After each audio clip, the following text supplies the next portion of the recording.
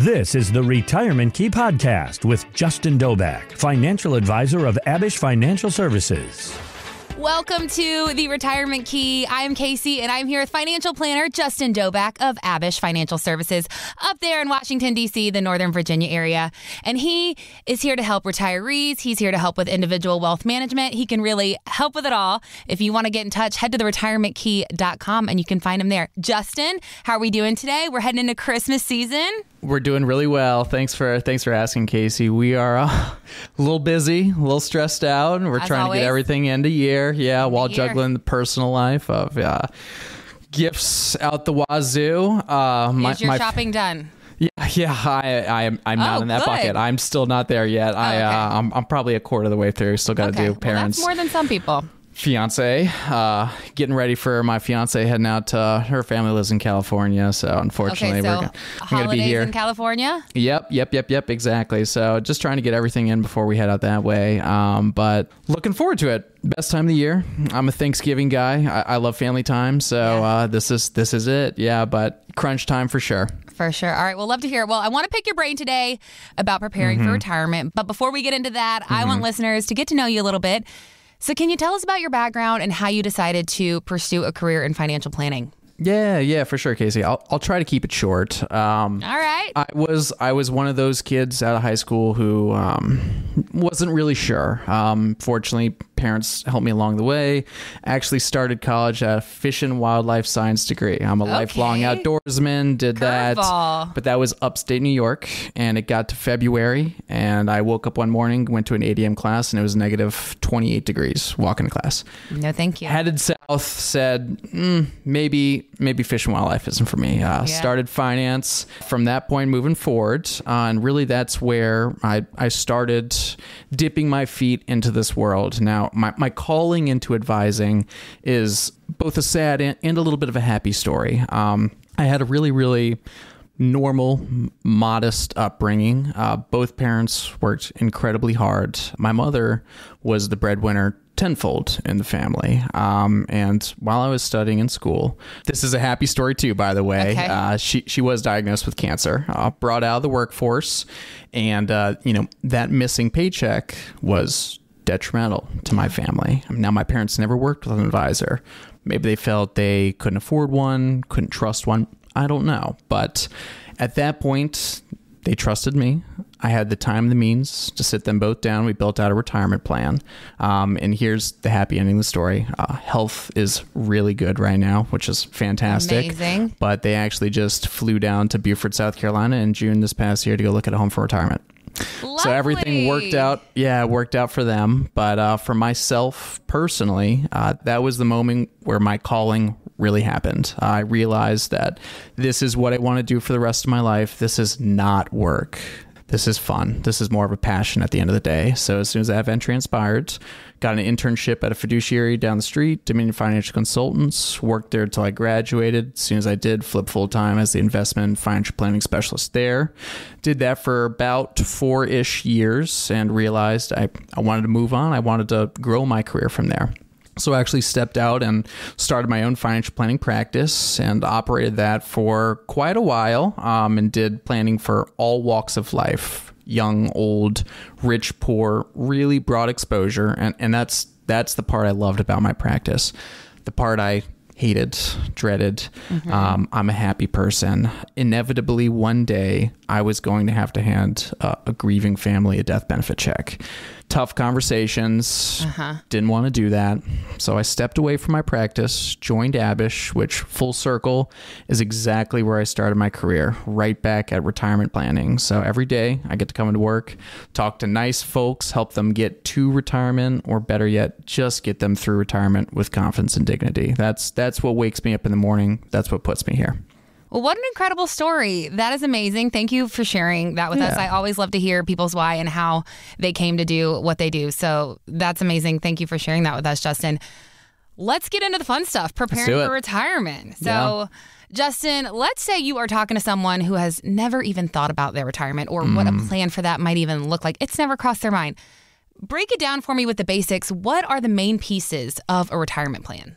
Great question, Casey. And to keep it really simple, Okay. we need to look first at income sources. Okay. Obviously, when we retire, right, we lose wages. That's something that goes away right there. But depending on ages, Social Security, pensions, 401ks, IRAs, distribution methods, right? Those become your new income streams in retirement.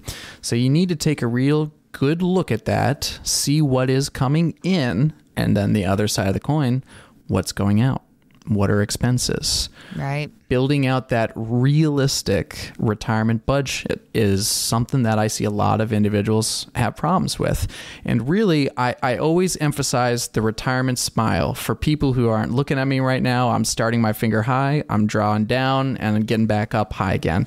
I call it the retirement smile, and really what it means is your first few years of retirement. You're still young, you're still healthy, you're still active. This is where we want to start front loading expenses. I want you to go to Italy once a year. I want you to help the kids out. You know, that's where I want to front load those expenses. Now, as we get older, as we start working into our late 70s, early 80s, we're naturally going to slow down. Maybe we're not going to Italy once a year. Maybe we're still going to the beach with family for a week. Okay. As we get older from there into the mid to late 80s, 90s, right? You are going to slow down. You are. It's the matter of fact. Granted, expenditures may go down, but healthcare, health expenses, right? Typically, those expenses start going back up again. So that's really how I like to explain expenses in retirement for clients. And, you know, most importantly, taking a look at your savings, your rainy day fund, your emergency fund, making sure that's ample, as well as looking at risk management. Okay. Life happens. Curveballs are thrown at you, like my mother. You know, you don't know when these things are going to happen, and making sure that you have those safety nets, those contingencies. That's really the foundation of any solid retirement picture. Okay.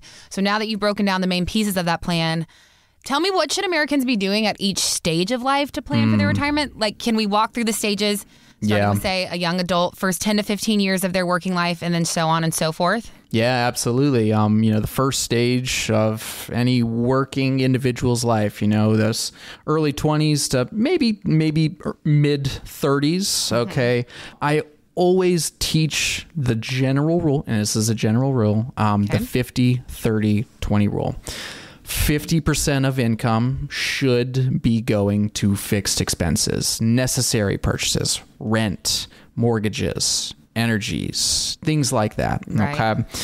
30% I want to be spent on fun. You still have a life to live, and I want you to enjoy it. But that remaining 20%, that's the key and is really the foundation to getting you on the right track, and that's saving for retirement.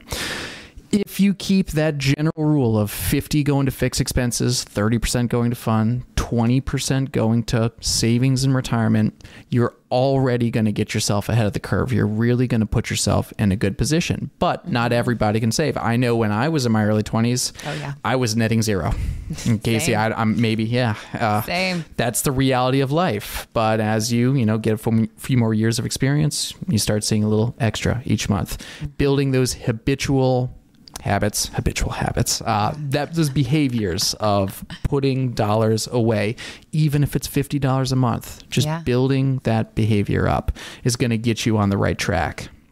Okay, let's take a look now at that early to midlife, like, mid 30s to 50. Yeah. So now the story changes a little bit. Maybe family is on the way. If not, a family is already there. Your philosophy, your priorities do shift a little bit. You're moving away from your individual self, maybe providing more for the family, but we've now worked 10, 15, 20 years. We're probably making a little bit more. This is where we start really setting aside those goals for retirement. If it's, I think I do want to retire at 65, or I do want to help my kid through school, right? These are where we set these financial goals, and with probably additional income, start really allocating those dollars to what you want to get out of life. But continuing that 50-30 goal, this is where I can say you can start to flip that 30 with that 20. Okay.